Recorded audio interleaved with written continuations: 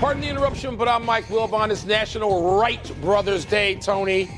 What do you remember about Wilbur and Orville? I'm Tony Kornheiser. I didn't know them well. They were 3 years behind me in high school.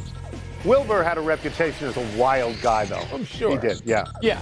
These guys would be, let's be fair, I'm going to say they were both born in the 1880s. So we're talking a buck 40. Yeah. A buck 40 something. Yeah. Right?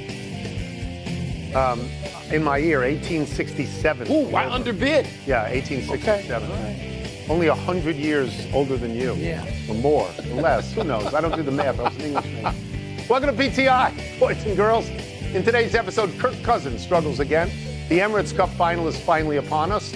And Jeff Saturday joins us for 5 good minutes. But we begin today with the Minnesota Vikings stretching their record to 12-2 after beating your Bears last night, Wilbon, 30-12. Yeah. Now in the NFC, there are 3 teams at the top of the ladder at 12-2. Minnesota, Detroit, and Philadelphia. So, Wilbon, where do you rank the Vikings in that mix? Tony, the Vikings, who look, pretty good. I mean, I know they beat up on what is a homecoming opponent in some ways, a team that has lost whatever it is now, 8 straight. But I'm going to go Eagles first. This is the Wilbon Power Index. Yes. We're just dealing with the NFC now. That's all. Eagles first, Vikings ahead of the Lions. And Really? Really? You know all year I call you you loved the every Lions. week and I say, love the Tony, Lions. the Lions can beat the Chiefs in the Super Bowl. Well, Yeah. here's the problem. Is this an analytic or is this just a common sense stat I'm about to give? The Vikings have 6 people on injured reserve, including rookie quarterback J.J. McCarthy. Who hasn't played all year. So 5 people that matter on injured reserve. You want to take a guess? Give me your over-under on the number of players the Lions have, the Detroit Lions, who are on a roll most of the season on injured reserve. Well, I know, like Hutchins, I know a lot of guys got hurt, so I would go as high as 11 or 12. That's good. Me too. 11, 12. Yeah. Outside, 13. How about 23? That's a lot, Mike. 23 is a lot. 23. So I can't, in good conscience, put the Lions ahead of the Vikings or Eagles. I'm going to tell you something else. Charging hard on the rail are the Green Bay Packers. Yeah. And I think the Packers are even with these other 3. Maybe not the Eagles. I give the Eagles an edge right now. So I'm going to get to this, but I want to make a comment first. The Minnesota Vikings came out yesterday in white. Yeah, I didn't like that. The Minnesota Vikings, they are purple. Purple people. Don't tell me that it's winter white. Don't tell me Whiteout. that all the Whiteout. fans are wearing white. Don't tell me it's a whiteout. I don't like it. It's not Penn State. I don't like it. This is Minnesota. That's right. They're the purple people eaters. They're not the white people eaters. I hated it. I hated it. Most important person in the state of Minnesota after Bud Grant, the last 40 years. Bud Grant. After Bud Grant. Prince. Okay. What is Prince about? Purple. Purple. Yes. So, all right, I'm going to answer all this white question. uniforms. Get I outta will here tell with you that I am honestly a little more suspicious of Minnesota than the other 2 because I wonder if the balloon, that is Sam Darnold. Doubting Sam Darnold. And I don't doubt Jared Goff, and I don't doubt Jalen Hurts. Right. I don't doubt that. Right. But I agree with you that they are, at the moment at least, far healthier than Detroit. And by the way, in offense and defense, statistically, they're pretty much dead even with Philadelphia. Yes. With Philadelphia. And they play in a harder division. And they have the best receiver in Justin Jefferson. They do. So I shouldn't maybe be that surprised that they're where they are. I just hope the Lions can get some of their most important people back by the playoffs. But Tony, we still got Vikings, Lions, Packers playing each other. Yep. Movement can occur. Yep. That situation It's very is amazing. possible that Minnesota at Detroit in the last game will be for the top seed. That's right, for the top seed in the conference. It is. Possible. As long as it's not the Cheeseheads, please deliver me. The Falcons beat the Raiders in Monday night's other game, but questions linger about the performance of Kirk Cousins. You like that? Cousins threw his first touchdown pass in 5 games, but he also threw a pick in a 15-9 win. Atlanta head coach Raheem Morris said, quote, he's got to play better, close quote. Tony, the Falcons are just 1 game behind the Buccaneers in the NFC South, hold the tiebreaker. So, should Coach Morris turn to rookie Michael Penix Jr., or wouldn't he be wise just to stay patient with his vet? I think we are too deep in the season for that to be a realistic choice. Right. I think if you wanted to go to a rookie, you had to do it 2 to 3 weeks ago. Earlier. Now, there's only 3 games left, right? And as you say, they are 1 game behind Tampa Bay in a division where only the winners getting into the playoffs. Right. Only one. So I don't think you can put a rookie in now. We don't know anything about Michael Penix Jr. He has sat, and he should have sat for 14 games. Yes. That's the way it should be. But at this point, the only way you go to him is if the other guy gets hurt. Right. I think the opportunity is gone. Now, let me get to Kirk Cousins for a second. This is not, to me, a normal slump. The last 5 games he's been out there, he has 9 interceptions and 1 touchdown. That's all he's got. He threw 17 times last night. He gained only 112 yards. A couple of weeks ago, when Jalen Hurts did this, people went wild. They said, you got to do more than this. Well, the Cousins that we are watching right now is not the Cousins we saw for years. You know who he looks like right now? He looks like Matt Ryan at the end. Honestly, it looks like the end to me. Oh, man, the end. You got to look. First of all, there's no choice. You can't throw a rookie. You don't know what you're going to get from a rookie. Not now. Not even a guy with the arm talent, as they like to say now, of Michael Penix Jr. Not when you're fighting for the player. You can't. No. There's no choice. Coach this guy up. That's what you get paid to do. Get him better. Yeah, great. And I'm going to tell you something. I do believe Kirk Cousins can pull out of this. Okay. We see veterans in every sport have what looks like a little bit more of a prolonged slump. 5 games. Even guys greater than Kirk Cousins. Okay. They got to get it right. They may have to have, I don't know, some extra meetings. He may have to sit out practice. He may need to redouble his efforts in practice. Whatever the solution is, find it, because Michael Penix is not that solution. Not now. With a division title at stake. No. I will tell you this, and it's something to consider. Kirk Cousins is not a kid. He's 36 years old. He spent 6 years in Washington. He spent 6 years in Minnesota. This is his 13th year. So it may be over. And this may be just a bozo move by Arthur Blank in bringing him in there for all that money. $180 million. And it may be. Because he does not look now like the guy we've seen for years. Doesn't. I'm sort of rooting for Kirk Cousins. I hope he's been you. through a lot, including the injury that sidelined him last year. That's right. He's coming back from. That's right. So, That's right. We move now to tonight's Emirates Cup final between Milwaukee and Oklahoma City. The game will be played in Las Vegas, will be an extra game on each team's schedule, but will not count in the standings. Milwaukee got there by beating Orlando and Atlanta in the knockout rounds. Oklahoma City got there by beating Dallas and Houston. Wilbon, will a win tonight be more significant for the Bucks or the Thunder? I don't think it's going to determine the fortunes of either one. Last year, the Lakers won, and what did that mean? I mean, LeBron wanted to do that. He did it, and he accomplished something that actually is important to the league. Now, second year, so what? Giannis already has his name on a championship trophy, and that's what Dame did not come to Milwaukee to play for the Emirates Cup, okay? Right. So they're playing for something bigger, but I think it may mean more to Milwaukee because they have a momentum now, and they need to, want to, and even need to keep that. Oklahoma City doesn't need Jack. Yeah. They need Holmgren to come back healthy sometime around February. Oklahoma City, if not the Celtics, Cleveland, is the best team in the NBA. They are young. I don't think they are paying attention to anything. But Milwaukee, again, they have this momentum. Let's see if they can keep it. So I would advise viewers to stop watching now because I'm going to agree right down the line on this. I don't think there's any significance in this particular game. We are 25 games into an 82-game regular season. This tournament is a made-up thing. It's a gimmick. But I'll play the game here. I'll play the game. And I would say to answer this, Milwaukee, it would be much more significant for Milwaukee. Milwaukee started off 2-8. Yeah. At that point, you could hear everybody in the world say Doc Rivers can no longer coach basketball. Giannis Antetokounmpo is a malcontent and a coach killer. Everything was negative about Milwaukee to that point. Everything was a terribly disappointing team. Since then, they are 12-3, and they're currently in 5th place in the East. Now Doc can coach. Now Giannis is an MVP candidate.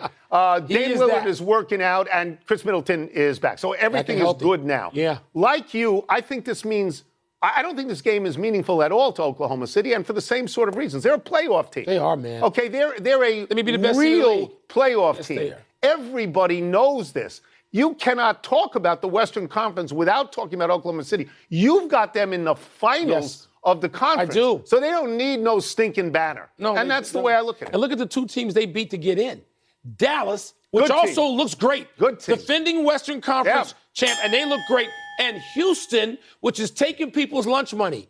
Houston is like at least a year ahead of where we thought they'd be. So Milwaukee. Let's take a break. Which camera am I looking at? I'm looking at 3. Let's take a break. But coming up, I'm not here that often. What early signs would indicate That Bill Belichick is clicking at North Carolina. We're going to ask Jeff Saturday. We're also going to ask him whether he agrees with Tony and me that the Chiefs should protect Patrick Mahomes by sitting him Saturday. Well, you got to sit him the first game out. I mean, did you see how much yellow tape they put on that ankle? It's like a crime scene. Yeah, exactly. It's like, come on now. Let's get back into football with our great friend, ESPN NFL analyst, Mr. Jeff Saturday. But we're not going to talk about the NFL first. You're Tar Heel. We're going to talk about the news in Chapel Hill. Since our last visit, Bill Belichick officially joined your alma mater as head coach. What signs will you be looking for early on to determine whether or not this is working? Oh, spring ball for me is going to be big. The whole recruiting thing, I think, it's hard to know what you have. When you start seeing Bill hit the grass with these young guys and the way he's coaching them and the development he's looking for. Because remember, like in the NFL, really your first 5 or 6 weeks, you don't really know who your team is. In college, you know, the first 3 weeks matter, right? You got to keep getting wins. You might not be the team you want to be, but you better put some wins in as well. And so that spring to summer ball is going to be, there's going to be a high emphasis of development of player by Bill and his staff to make sure come week 1 or week 0, whatever you call it in college, they're hitting the grass the right way. The recruiting part, I'm not overly concerned with. It's that part. Once he gets them to the grass and gets them into that summer school and that summer program, that's really when I'll be able to tell.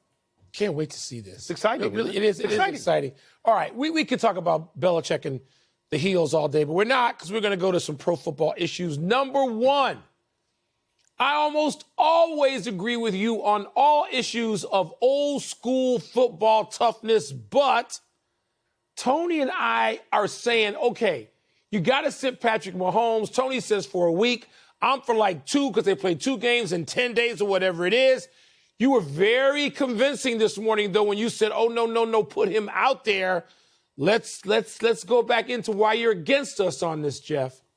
Yeah, if Patrick Mahomes looks at you and says, I'm good to go, you play him. He is the reason you've won 2 in a row and potentially are going to be in for a third. Now, you get to week, the final week of the season and the bye, you want to rest him, all that. These are big games. Home field advantage matters for the Kansas City Chiefs. I know defense has carried them. They helped them win the Super Bowl last year. They got a great defense. I'm not taking this away. But Patrick Mahomes being on the field is vital. And he has a toughness. He has a toughness that very few people talk about. This guy's been banged up. He gets hit. He doesn't complain. He continues to play. People around on the football team, people around him play better because of him. And I'm just telling you, you want toughness out of that position. He shows it. If he tells you I'm good, you let him play. You don't bench him and bubble wrap, all that nonsense.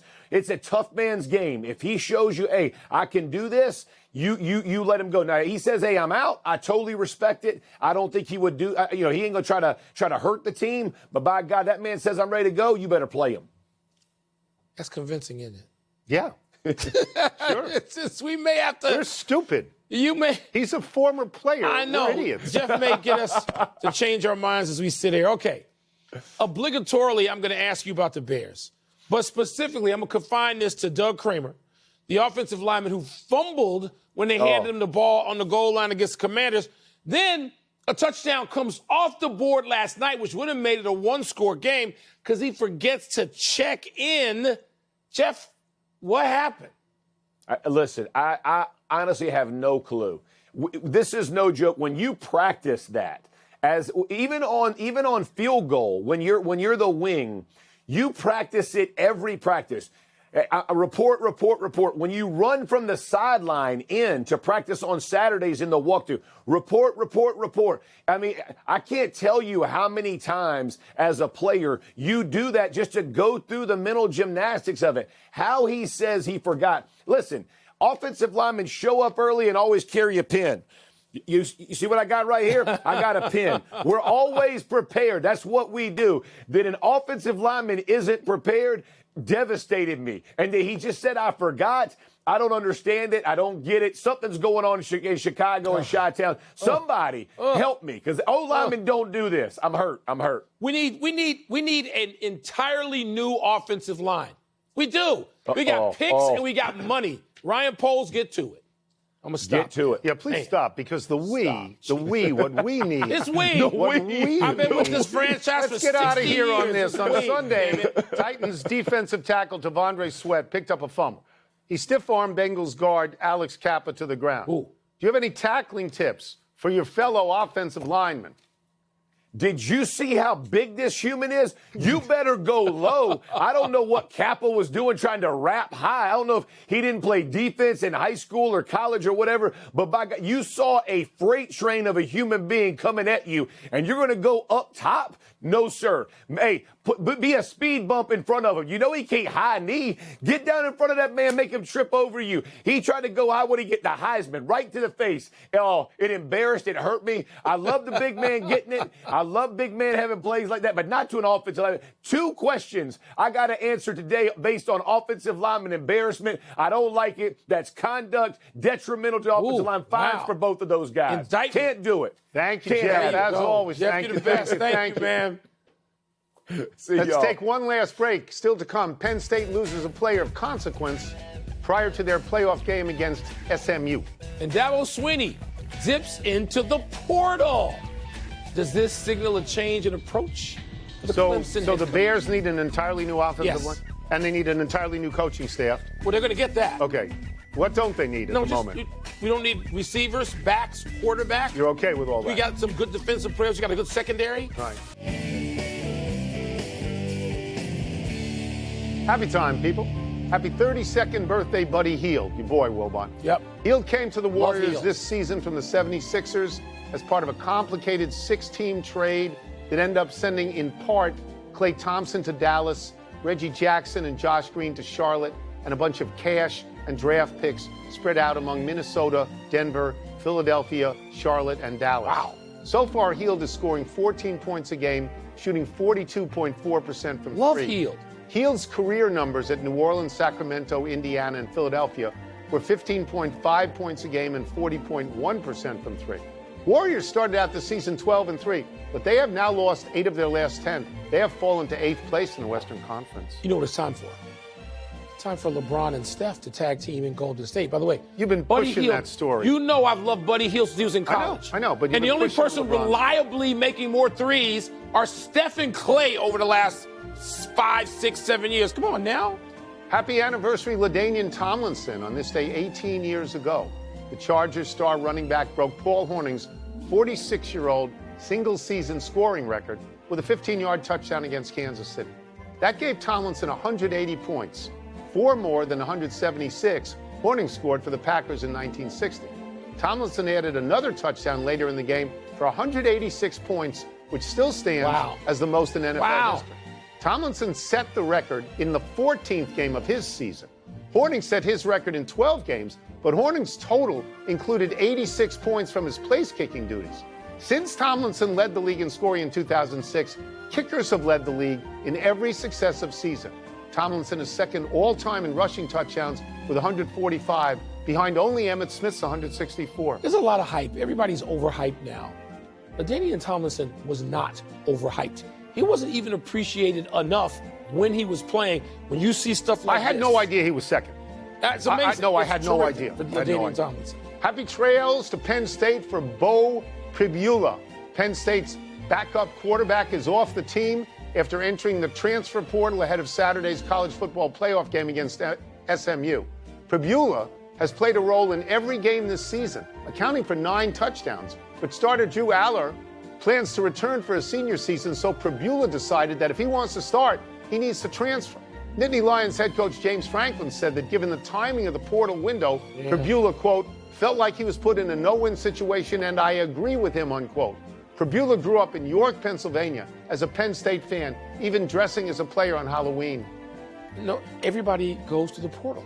Everyone. Every other player, at least, I may be underestimating that. Maybe it's like 60%. As soon as you come out of a game. And the SMU backup quarterback is in the portal, but he's going to play. He's eligible to play. One omission, your Cubs have traded Cody Bellinger at $5 million to the Yankees for right-hander Cody Petit. You have 10 seconds to talk about it. They undervalued him. I mean, I like them in my pinstripes better than your pinstripes. They're not my pinstripes. Well, you know. You knew you were. I was a Mets fan as a kid. Nats don't have pinstripes. Big finish, here we go. Let's do it. Clemson landed receiver Tristan Smith from Southeastern Missouri State via the transfer portal. Are you surprised? Dabo, he said he wouldn't go in this route. He's going to. Everyone goes this route. Bryson DeChambeau, your boy, and Brooks Koepka face Scotty Scheffler and Rory in the showdown tonight. You going to watch that? I'll probably watch an hour or so. There's no NFL game. I'll probably, just to see it. I like them as players. Emirates Cup? U.S. women's, not from the U.S. women's soccer captain Becky Sauerbrunn announced her retirement. How will you remember her? For winning everything. She won 2 World Cups, 3 league championships, 2012 gold medal. That's a lot of winning. Congratulations. Unseeded Vermont beat Marshall for the program's first college soccer national championship. I bet you're impressed. Catamounts. What conference are they in? America East, where champions rise. Okay. Last one, play along. Scooters Coffee Frisco Bowl. 25th ranked Memphis against West Virginia. Who you got? I got a remote coming out of anybody's hand. Via the transfer portal, are you surprised? Dabo, he said he wouldn't go in this route. He's going to. Everyone goes this route. Bryson DeChambeau, your boy, and Brooks Koepka face Scotty Scheffler and Rory. Vermont beat Marshall for the program's first college soccer national championship. I bet you're impressed. Catamounts. What conference are they in? America East, where champions rise. Okay. Last one, play along. Scooters Coffee Frisco Bowl. 25th ranked Memphis against West Virginia. Who you got? I got a remote coming out of anybody's hand. So you're not laying points? Stop on Do you know how many points you're laying? And you don't even know who's favored. We're out of time. We'll try and do better the next time. I'm Tony Kornheiser. Forgot who's playing already. I'm Mike Wilbon. Same time tomorrow, Knuckleheads. You can get the podcast on the app or Apple Podcasts. SportsCenter. PTI. Topic. All right, Wilbon, would you rest Patrick Mahomes this week? Hell yeah. Absolutely. And I know we talked to somebody who knows more than we do by a million miles and is so persuasive, Jeff Saturday, that he kind of had us there at the end of our segment earlier today on PTI. Because Jeff says play him. He's a tough guy. This is a tough game. He wants to be out there, put him out there. And he was a full participant in practice today when we were here. But, Tony, they're playing against Houston and Pittsburgh both in like 10 days. So Houston is the number 2 team in the league in sacks. Those games are like 4 or 5 days apart. Yes. Yeah. And then they play the Broncos at the Broncos. So it's Houston at Pittsburgh at Broncos. Broncos won in sacks. And by the way, Kansas City, Mahomes is the 9th most sacked quarterback in the league this year. And you're playing the 1 and 2 teams in these last 3 games. No, I'm not throwing him out there to be a piñata. Yeah. I'm going to rest him first game and the Pittsburgh game, and I'll let him get out there if he's ready against the Broncos. I wouldn't necessarily rest him in the second game. I would rest him in the first game in the Houston 5 days later. Now, I think we should acknowledge for a second time in this segment that he was a full participant. Full participant, yes. But I think if you remember when he got hurt, they put about 15 rolls of yellow tape on his ankle and looked like a crime scene. Did. All right, my feeling is I would rest him. But there's another part to this. Because he's the best football player on the planet. And he has given them 3 Super Bowls already, 2 in a row. If he goes to Andy Reid and he says, I'm good, then, Mike, I think you have to play him. Because he's that important. One of the things that Saturday mentioned to us, which is really important, and people don't take this into account when they're talking about A gaps and C gaps and 2 deep zones. There are certain people on any team in any sport who, when they walk in that room, everybody sits up and they take notice and they perform better and harder and with greater intent and purpose. Yeah. And Patrick Mahomes has that. Yeah, no. He has that when he walks in. Just like Peyton Manning had it. Of course, Tom Brady had it. John Elway had it. They had it. How about we were in locker rooms when Joe Montana walked in, and it had everybody's full attention. Right. And I get that. I just want to protect him. It's the same thing that happens when I walk into this studio. Everybody sits up and they pay attention. Yeah, laughter you hear is coming from the staff, from the crew right now. Yeah. That's it. We're done. Back to you. Let's hear it from the crew. Come on now. Great.